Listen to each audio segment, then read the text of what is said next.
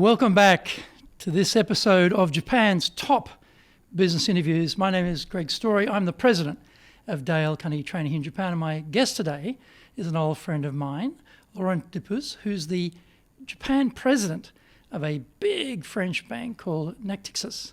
Welcome. Yeah.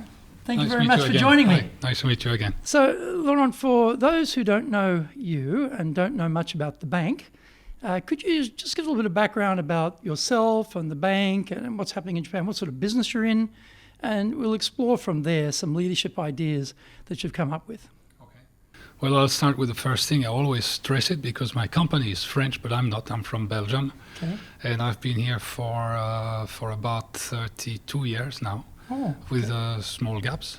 So originally from Belgium, I worked for a French company. I worked for US companies and Japanese companies. I actually share my time still today with a Japanese financial company, and this one, there's no conflict of interest or anything.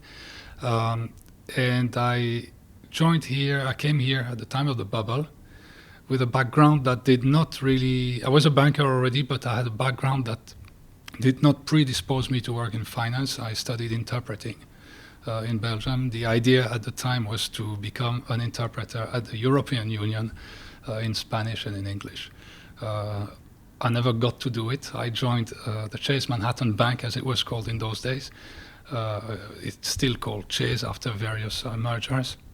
And I became a banker, initially as a trader, and then as a salesperson, and gradually I moved into management with a brief stint in the UK and Singapore, but most of my professional career was done in Japan. Oh, so how did you get out of being a Spanish-English interpreter in Brussels to becoming a banker in Japan? How did that bridge happen? That's an old story, but at the time, the rate of unemployment in Belgium was very high. I had studied Spanish, I had studied English, and I was planning to continue and become an interpreter there, as I said. But then I was working during summertime as an intern in Mobile Plastics, a US company. And I started applying for jobs just to see whether I'd get one. In Luxemburg, as it turns out, I took the telephone book and wrote. We didn't have word processor or anything. I wrote my resume, sent it around, and then I got this offer from the Chase Manhattan Bank SA Luxembourg branch. But the key clincher was that my boss was British, and her boss was Argentinian. So I thought, that's great. I can use my languages, and that's how in 1987 I started my financial career.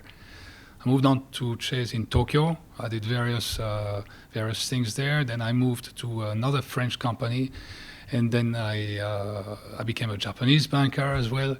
And then 5 years ago, I joined Natixis. The challenge was similar to what I had done in my the previous company. It was to redevelop the franchise because, as I'm sure you may not know, Natixis is part of a French banking group called BPCE. BP stands for Banque Populaire, and CE stands for Caisse d'Épargne. And that's a holding company for the second largest retail financial institution in France.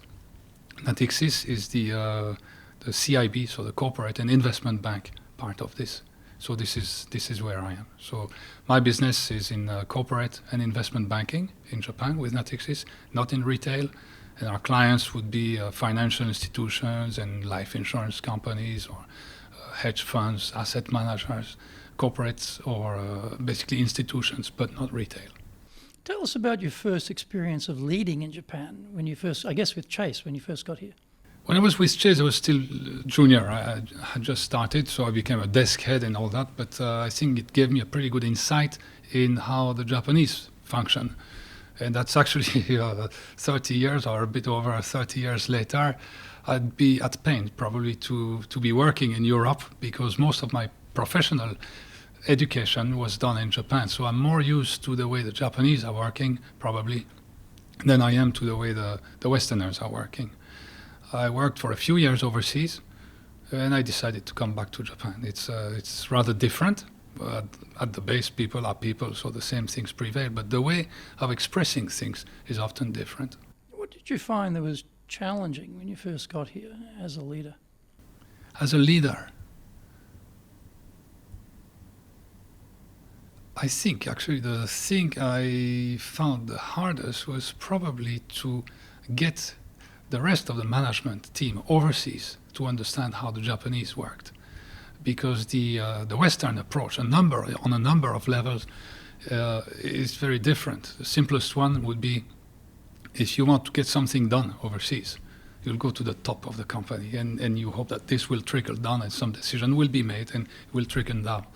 Japanese companies work exactly the opposite. If you want something done, you need to work from the bottom. You need to convince the guy that your people are talking with that it is worth talking to his boss, who will then talk to his boss and on to his boss, before the management meeting will take place. By the time the management meeting takes place, it's probably already decided.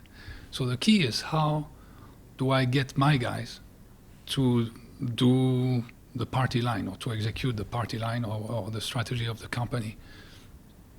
Japan is very hierarchical, but still that communication is extremely important. So you need to convince your staff that there is value in your proposition. And how you do that? Well, I suppose it starts with establishing trust. There's no miracle. I think that's the key word in most things. And how do you establish trust? Well, by being trustworthy. That means, I think the qualities that one would always look for is genuineness and honesty, transparency. You can be strict, but you must be fair and you must be honest. Are you strict? Yeah, I suppose I'm strict. I remember, maybe not in this company, but in one of my previous companies, I was described as kibishi but fair. Kibishi is strict, he's severe. Yeah. He's severe, but he's fair. I wear that as a badge of honor. It's I want to be fair. And if you are fair, people accept severity or strictness. If you are unfair, you cannot obtain any trust, because people think you'll be scheming and everything. As a foreigner also, and in the position of management, you want to make sure that you pass the message that what you're proposing is either something that is going to last for a long time, or that yourself is here for the long term. Because a lot of the time, one of the challenges, I think, for the foreign managers would be that staff would look at the manager thinking, well, he's just here for another 2-3 years, and then he'll move. And like Reed, they'll bend. They won't breathe. They'll bend with the wind, and then if another manager comes, they could very well bend the opposite way. But by doing this, they're never with you.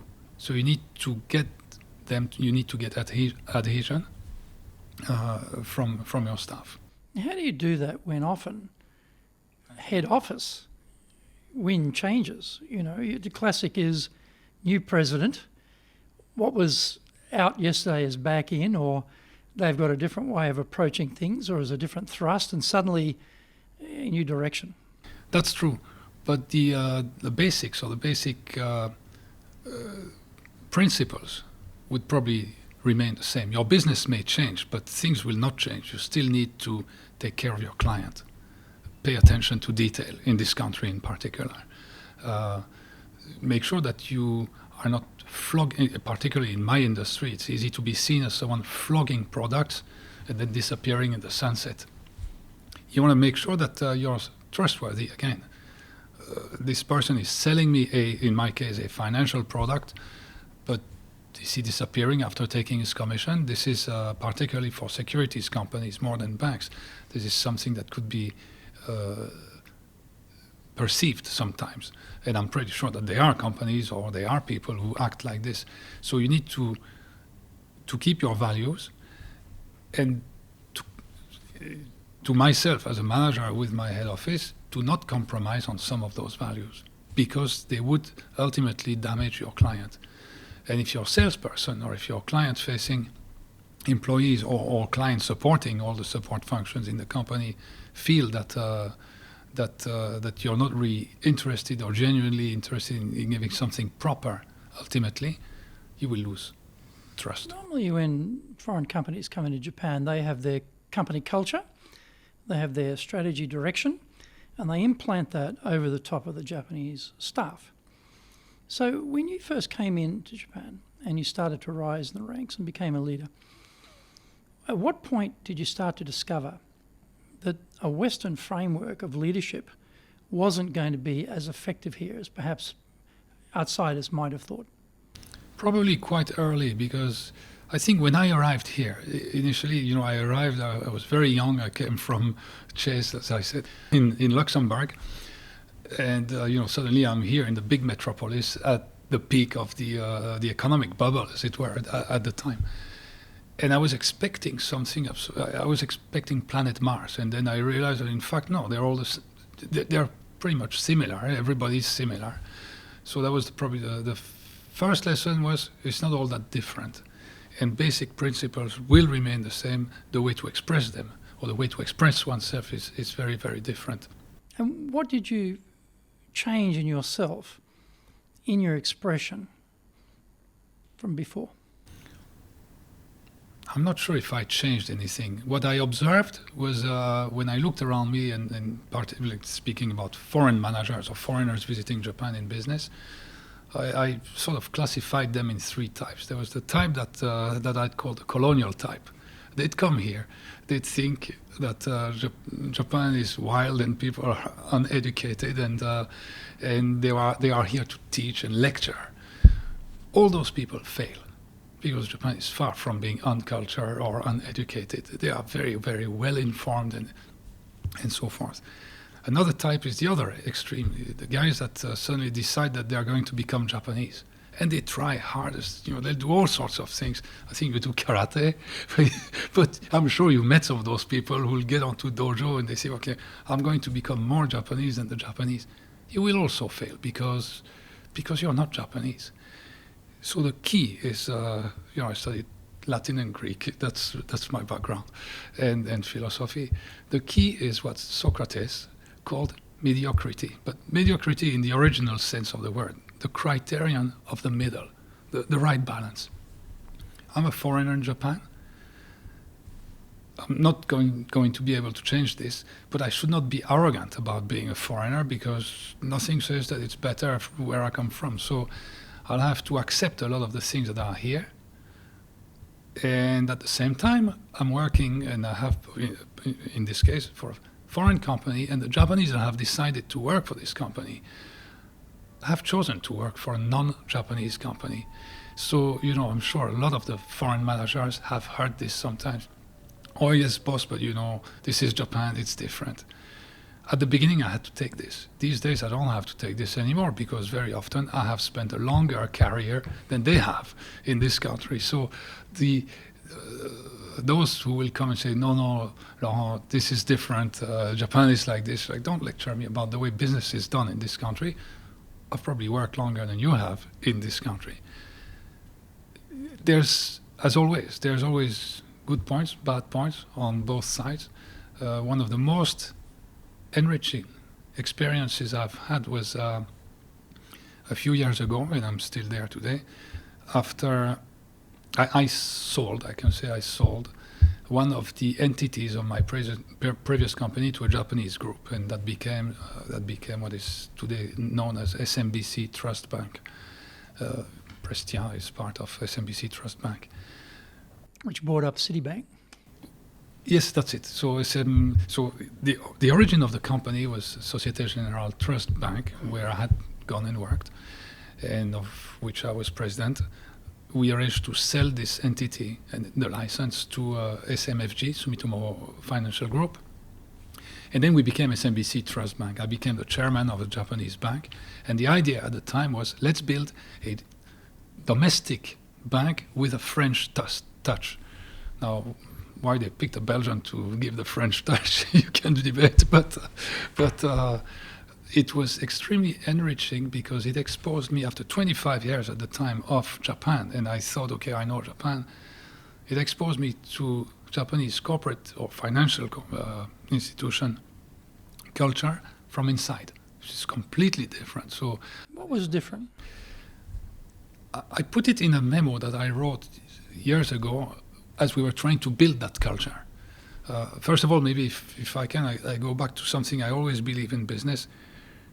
your consultants will use all sorts of words. I think it boils down to only three things in any business. One is your business model. That's business, and it's for management to decide. It's how to make money, because you're not a charity, and you need to propose something that will make money for your shareholder, for your company. The second pillar is the governance. It's big for financial institutions, which is very, very regulated. But governance is not only ensuring that you are going to walk within the guidelines and perform within the guidelines of the law, with the guidelines of ethics and so forth, but also it will ensure that you keep your business model up to date. So business model and governance, these are very common theme. Every company talks about it. The third one, which to me is as important as the other two, is culture. And culture to me, so it's like a stool with three legs. You take one, nothing can work. If you don't have the culture, and corporate culture is not a word I like, but I haven't found a better one. But basically, it's what's going to make you stick together when it rains. Being on the boat when the seas are calm and the sun is out, that's pretty easy. If there's a storm, why do we stay in this company? Why do we want to be there?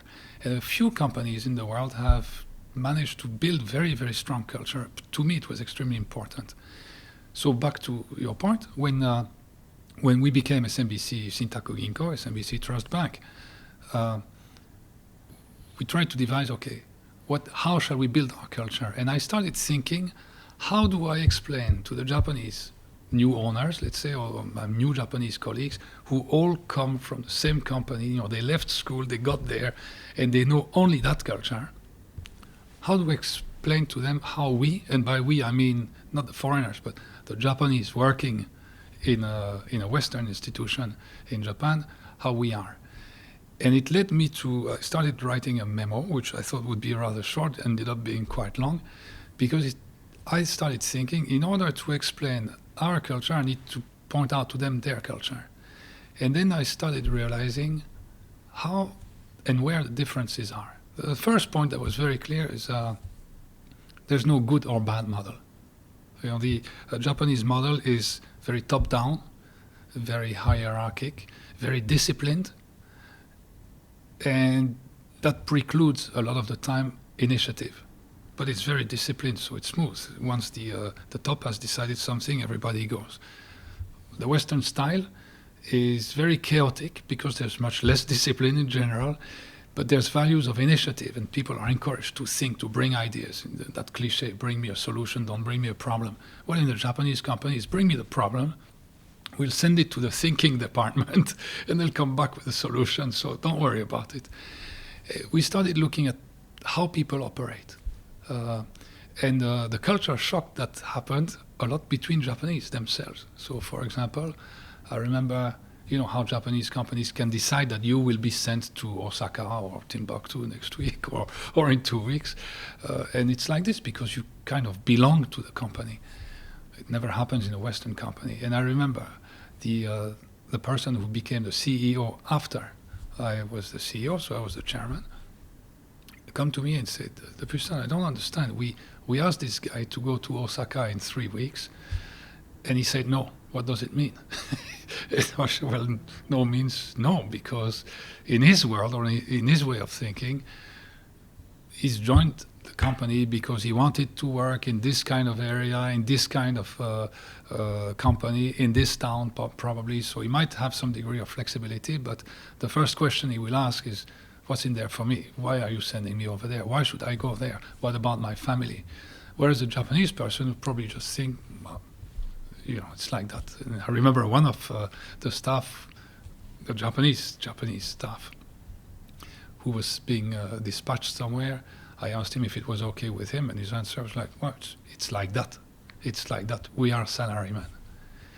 So I can talk about that for hours, but in short, maybe values of discipline, order, make it very smooth in a Japanese company to run your group.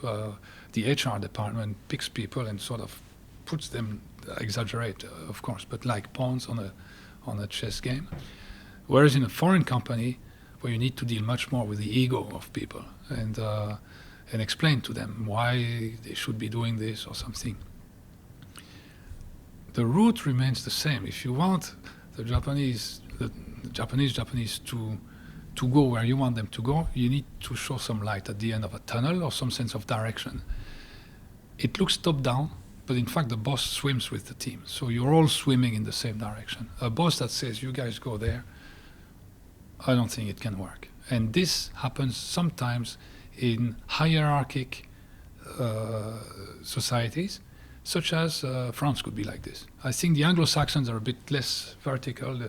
In my experience, I worked for Americans, I worked for French, I worked for Japanese.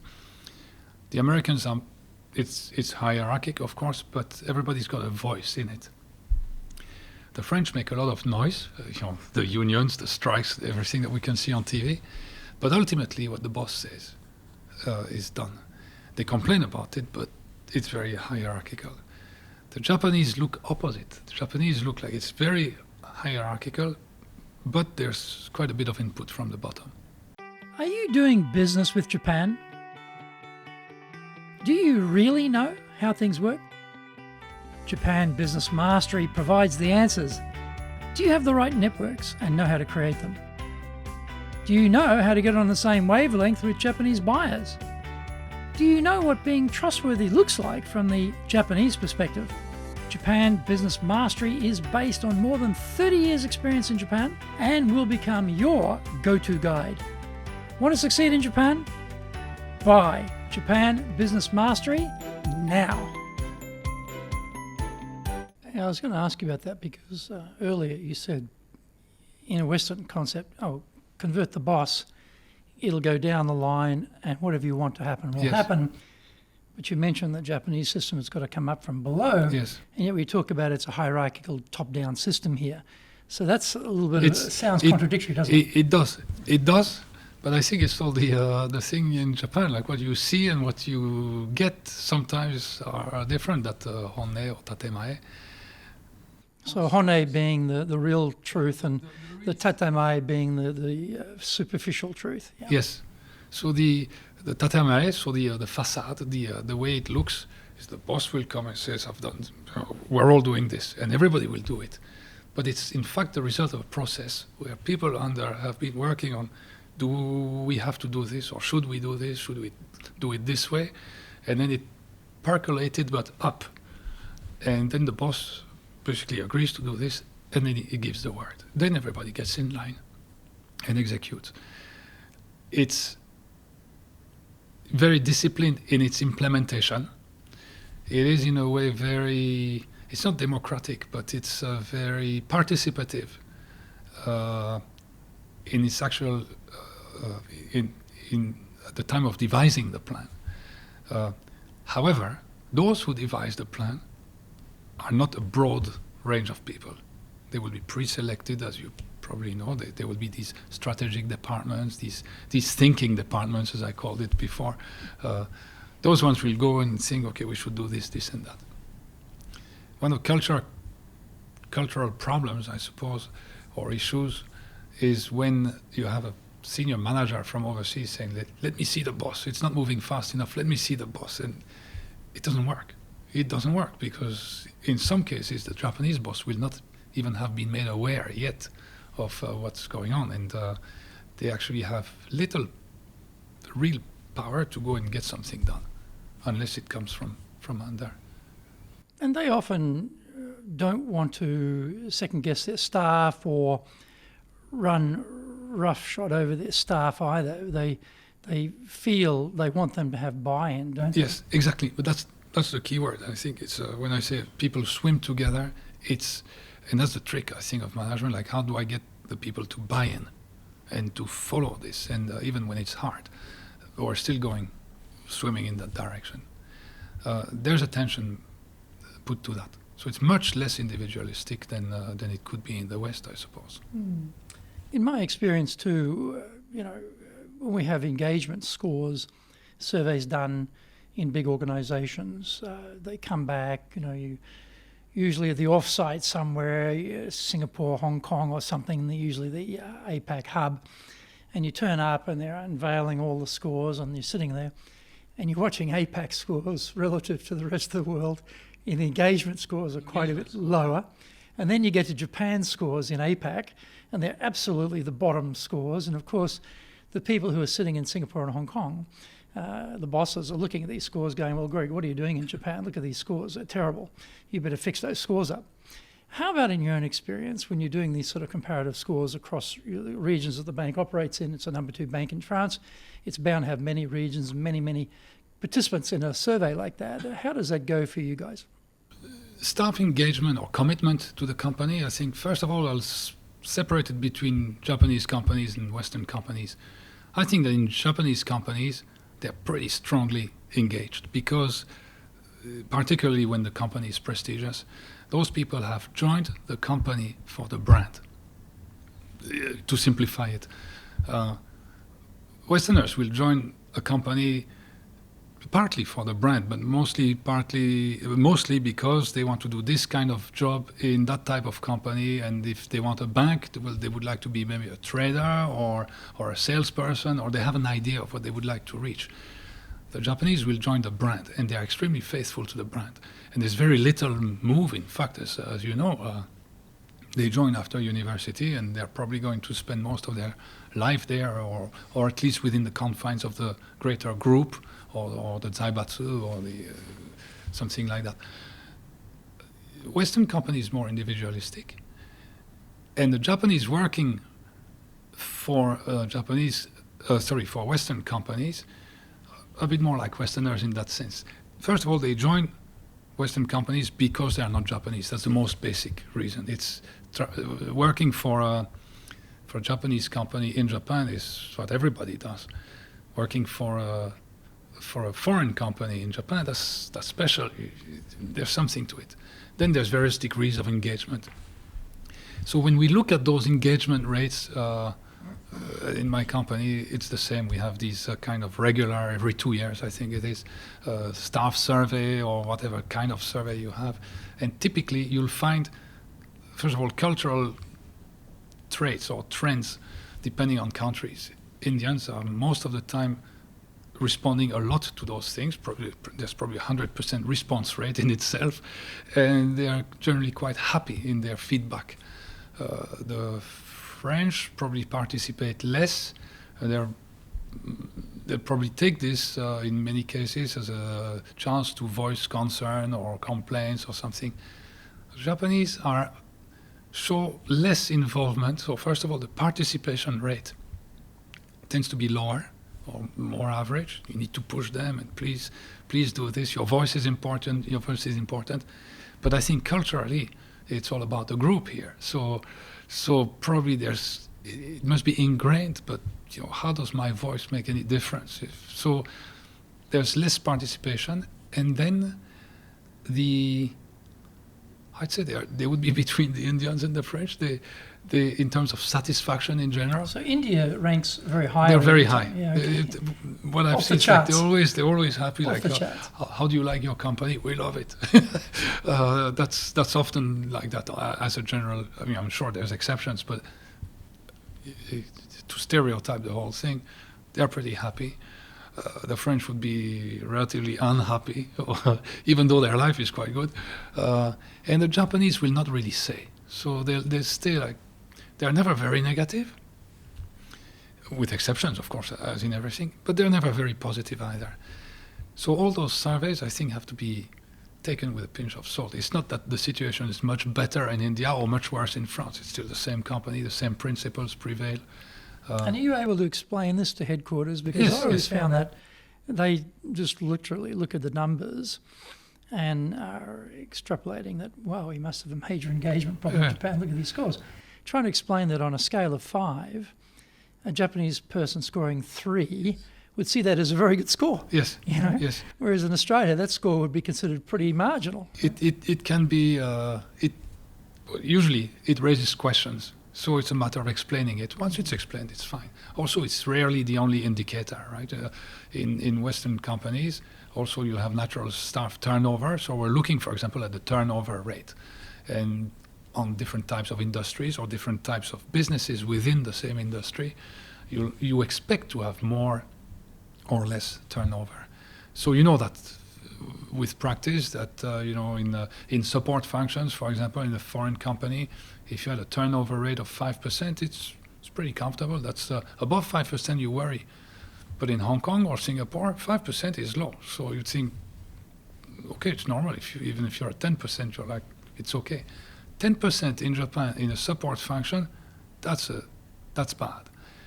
But 10% in a front office in a securities company, for example, on certain businesses, on some sales or something, or trading, may not be all that shocking. It's not good in Japan, but it's not as bad as the 5 or 6% that you would have in the same company in a support function. Now, one of the attributes of engagement is commitment to making things better. Yes. One of the problems with low engagement scores, if they are effectively low, people are not motivated to improve things. So the whole creativity, innovation thing just crumbles. What do they care? To come up with a new idea. They don't have any motivation to do that. So how do you find creativity, motivation to have innovation amongst the teams that you've been leading? How do you see that? And also, how do you get that to increase? Because in highly competitive businesses, it's literally your crew sitting in this building against somebody else's crew sitting in another building in the same clients, same business, same products. Something's got to win there. And it's often this creativity, innovation that's going to make the difference. So how do you find that level of innovation and how do you develop it further here? That's where I think the culture part of my 3-pillar thing is key. How do you create that motivation? I think that's the job of management. So it is very simple or cynical to think I'll pay them more or I'll give them bigger bonuses and therefore they will perform better. I don't think so. Most people don't quit because of money. Of course, sometimes it happens, but people quit because they don't like their boss, or people will quit because they don't like the overall atmosphere of the company or something. So the key, I think, for a management there is to, again, going back to the same thing, to be genuine, trustworthy, or to demonstrate that he's swimming with the rest of the group in the same direction, and also to voice successes, create a right to, make it clear that people have a right to errors.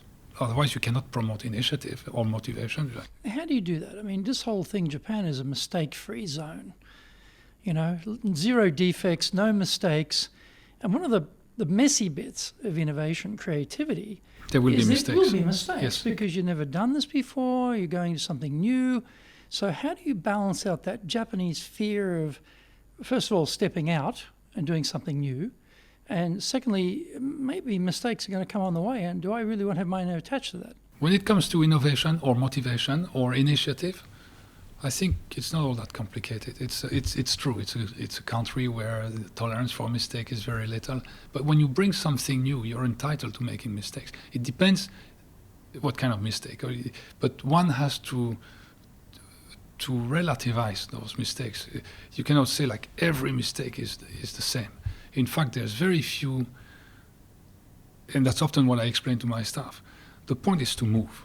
If you stay there and wait that somebody tells you to do something, well, you're never going to use your initiative, your motivation.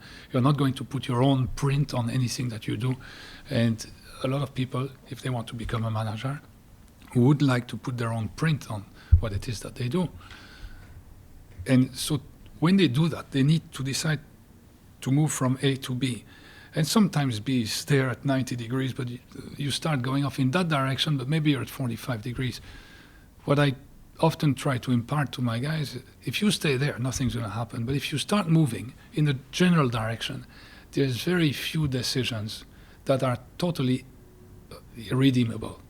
It's not like jumping out of the window. You can always adjust the direction, but you're already engaged in that direction. So you'll make a couple of mistakes, adjust this.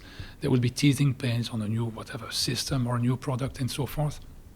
As long as you don't damage the brand or your client, and also as long as you've gone through the usual steps of checking or thinking what could happen, well, there's always something that can go wrong. But that's acceptable. In our educational systems, we're generally encouraged to be creative, innovative. Yes. As opposed to the Japanese system, which is memorize and regurgitate data. So how do you get ideas? Now, often, if you really cut away what's going on, you find that the idea sponsor is the boss. The boss is the one coming up with the ideas. In this country? Yes. Everywhere? In this country. The boss is coming up with the ideas because they're plugged into the broader world of what's going on in their organisation, and also the English. And there's a whole range of factors, just the way we're educated. They actually are the sponsor for the ideas, and then the Japanese become part of the buy-in process to get behind it, as opposed to the Japanese are coming to the boss and saying, boss, I've got this idea. How's your experience been? If you really cut through and look at all the ideas over the years that came up, how many had the initials with your name attached to them as opposed to the Japanese initials attached to them? It's when you start clearly, and as a boss, you need to give the tone. And indeed, you're going to be giving the ideas, you're right. You need to surround yourself, and it's difficult with these people that like to take initiative. But when you walk into a company to turn it around, for example, which I've done a couple of times, at first, people will stay very passive because it's safe. And the boss will make an idea, and if will try to develop an idea, and if it's wrong, it's wrong. That was his idea, and that was wrong. And in some cases, I knew it was wrong, but I let him do it. So again, you establish trust so that, first of all, somebody will say, are you sure that this is a good idea? And you can modulate. And how do you differentiate between that, boss, the one who doesn't want to do it? It's not a good idea. You don't know Japan. And your reaction, which is, hang on a minute, I've been here even longer than you in business in Japan. Maybe it is a good idea. Because that's a very hard thing to pair. How much of what they are telling you is just resistance? How much of it is insight? How do you judge between which is resistance and which is better insight to make that call? That's a really good point. It's one of the points I always tell new joiners to Japan. Don't underestimate the power of inertia or the power of passive resistance in this country. They're not going to be confrontational about it if they don't want.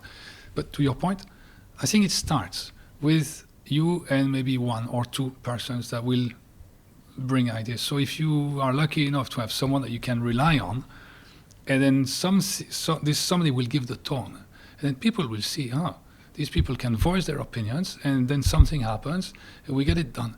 And if you as a manager confirm that this has taken place thanks to that person, not thanks to you, that's a point of many managers should learn from that, appropriating the successes and disowning the failures. There's a lot of poor managers that do that. Pay credit to the guys that bring an idea, or even pay excessive credit at the beginning to the guys who contributed to an idea that you may have kick-started.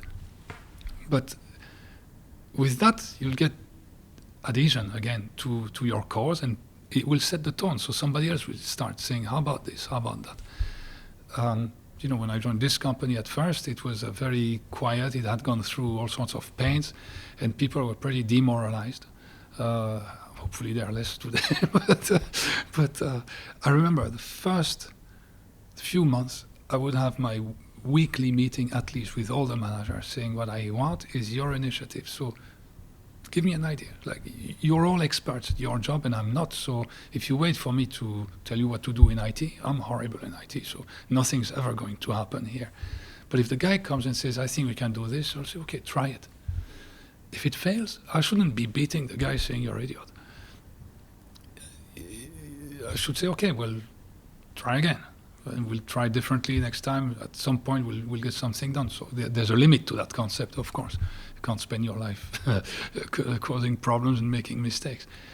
But normally, people will then hit the jackpot or get something very successful, and then they'll feel good. And then they'll realize, in some cases for the first time, it actually feels quite good to have been the guy that started something. And often I tell them, when we build, It's difficult, and there will be days of intense frustration because we're building. It's not all there. But when you feel bad, you look behind you and remember how we were maybe a year before. And if we are better than a year ago, it means we're going in the right direction. If you want to be successful as a leader, do the Leadership Training for Managers course. All companies need people who can both manage and lead. Leading people screams out for real skills in communication, dealing with all different types of people, being excellent at innovation, planning, delegation, handling mistakes, doing performance reviews really well, and inspiring and motivating the team. Do the Leadership Training for Managers course now in either Japanese or English. And how about that point about giving praise? Because Japan's not a straightforward country on giving praise, and often you have, well, obviously anywhere, but particularly in Japan, I think you've got that variety of people who they've chosen to work for a foreign company, so they're quite open to being publicly praised. Yet there's always that fear about, well, I don't want to step out of the group and be isolated and singled out for praise. You're right. A lot of people around me, the knives are going to come out and go straight in my back. Yeah, you're a brown nose. Yeah, you're a brown nose, look at you, you know. Yeah.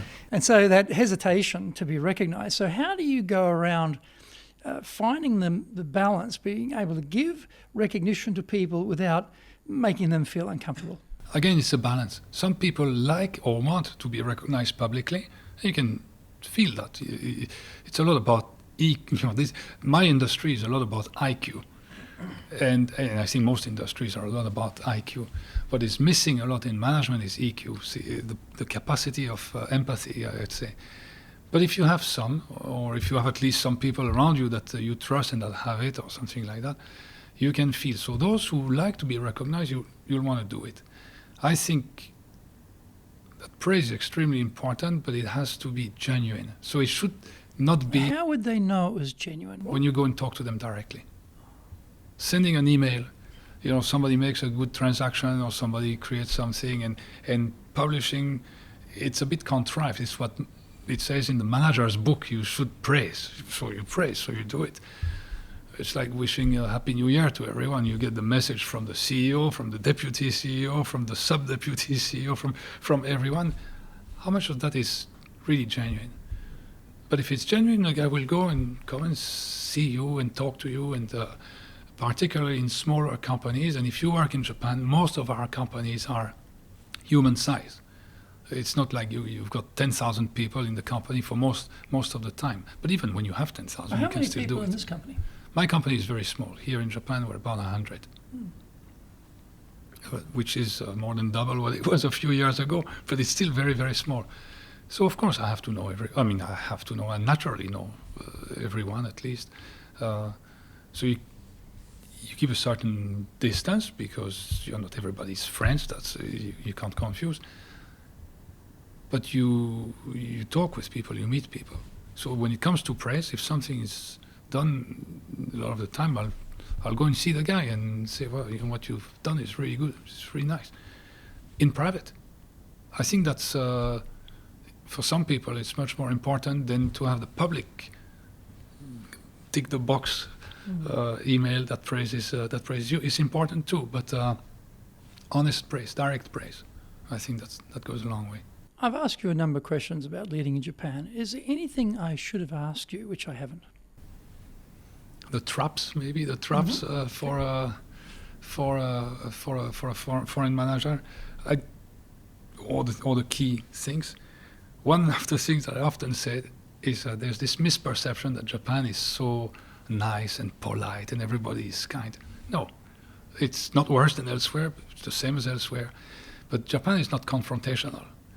So what it means when things go wrong, there might be extremely severe, nasty undercurrents between people that you don't see on the surface because people are polite to each other.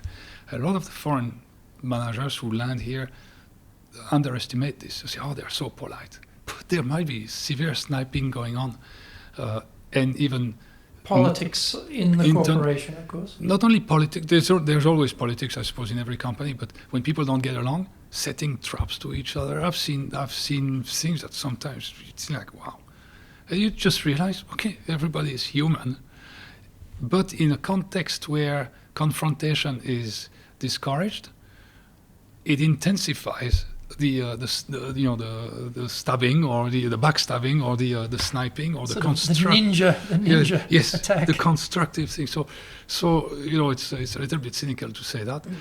In the same vein, underestimating the power of inertia is what I said before. That resistance through passivity, where you evoked this before, but I've seen this a number of times. Foreign manager comes and sits down with this guy on the spot and says, I want you to do this, and the guy says, yes. And then 3 months later, the manager comes back. Nothing's been done. The foreign manager will tell me, but he said yes. I say, yeah, that yes meant, I heard you. It doesn't mean, yes, that's a great idea and I'm going to do it. And you just stay there. Point. With that strong sense of loyalty, discipline, how do they balance out that part of the culture with flagrantly ignoring their superior's request? I think it happens more in Western companies than local companies, because in a local company, first of all, you're expected to be there for a long time, and your boss too. So if you do that, you're going to be marked in a way. So you just execute the orders, and you do the minimum that is required from you. So no initiative, and that's the problem. No initiative, but everything is done in a disciplined manner, relatively. But when it is in a Western company, again, there's that perception that some of the Western managers will be there for just a short period of time. And the guy who comes from overseas will come this time, maybe in 3 years he will have moved, so you won't see him again. So just bear with it, and you can get away with it. I don't think it's fully conscious a number of times, and also I don't think that the majority of Japanese act that way. But it is one of the traps that Western managers should be wary of. There are always, as everywhere, a few recalcitrant persons, and then you need to be wary of that and follow up and nip that in the bud, because if you let that happen, then it generates a kind of lack of governance or lack of direction overall, because then management gets hijacked by a few rotten apples, if I can say. I don't know. But yeah, those things are the guidelines for managers. Don't underestimate inertia. Don't think that everything is so rosy or that they are so polite and much better than in the West. No, it's the same.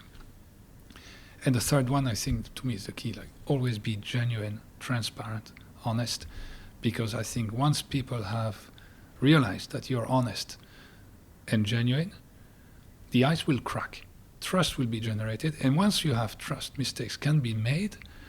You can make mistakes, and your staff can make mistakes, but there's no hard feelings, because there is trust. Like in any, that sounds a little bit idealistic, but like in any family, you will say, come on, what are you doing? But you won't immediately assume he's doing this because he wants to sabotage this or that. Yeah. So there's some 3 good tips. Any other particular tips for new manager or leader is being sent to Japan? The plane wheels are touching down at Haneda or Narita, and they run into you at the airport, and you've got to get a couple of seconds to give them a couple of things to think about as a new leader. What would those quick advice pieces be, apart from the ones you just gave? The standard ones, the ones that you find somewhere, like be polite, be considerate of people in your demeanor. Be on time at meetings. Don't sit on your Messi, on your business card. Those few ones. Be detail-oriented. And particularly for those who come and sell, and I think on that you probably have more experience than me through your own career. Do realize that the Japanese are extremely well educated and well informed. The person who's there in front of you may not speak much about the product that you're bringing, but if you have the meeting, it means he's probably been briefed on why you're there, what it is that you're selling, and the merits or demerits of your product. So be honest, be prepared, be detail-oriented, don't bullshit. I think honesty pays off. And in this country more than in mine, for example. That's I can use this. I was a salesperson in Japan. Once you break the ice, your client stays with you. Even if you may not have the best product at times, or even if you may not have the best price at times, but there's history that's been built and clients stay with you. Whereas in the Benelux, where I'm from, I remember servicing clients, I would only get a transaction when I had the best price. Forget about the relationship. It was just very cold, and that's a way of doing business. Why not? Japan has, of course, it has to make commercial sense, economic sense. You have to have the right quality of product, of course. But then there's relationship and trust. And to me, that's one reason why I prefer to keep working in this environment. There's no perfect environment, but I like the way things are done, because once the relationship is created, it's usually more than just a simple, pure business, pure product-oriented relationship. Well, thank you very much. Thank you. This has been very, very great, insightful interview. So thank you for joining us on this episode of Japan's Top Business Interviews with Laurent Depus, and very, very deep dive today on some of the inner workings of Japan in the corporate world. Please join us again for the next episode.